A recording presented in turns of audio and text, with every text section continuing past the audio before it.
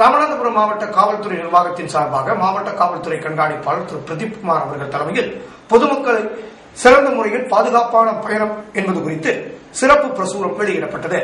அந்த பிரசுரத்தை காவல்துறை ஆய்வாளர் திரு ராமநாதன் அவர்கள் பொதுமக்களிடையே வெளியிட்டு விழிப்புணர்வு சம்பந்தமாக உரை நிகழ்த்தினார்.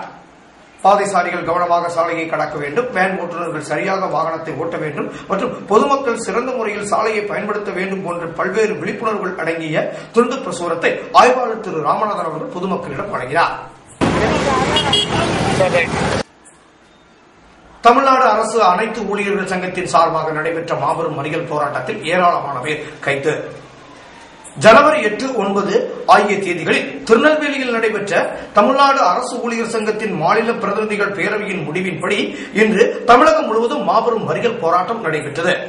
காலியிடங்களை நிரப்புதல், ஊதியக்குழு முரண்பாடுகளை களைய கோரி மாபெரும் இந்த மறியல் போராட்டம் யூனியன் அலுவலகம் முன்பாக தலைவர் திரு கிருஷ்ணன் அவர்கள் தலைமையில் ஏராளமான பேர் மறியல் போராட்டத்தில் ஈடுபட்டனர். மறியல் போராட்டத்தில் ஈடுபட்டவர்களை காவல்துறையினர் கைது செய்து வேனில் ஏற்றி மேலும் விசாரணை செய்து வருகின்றனர்.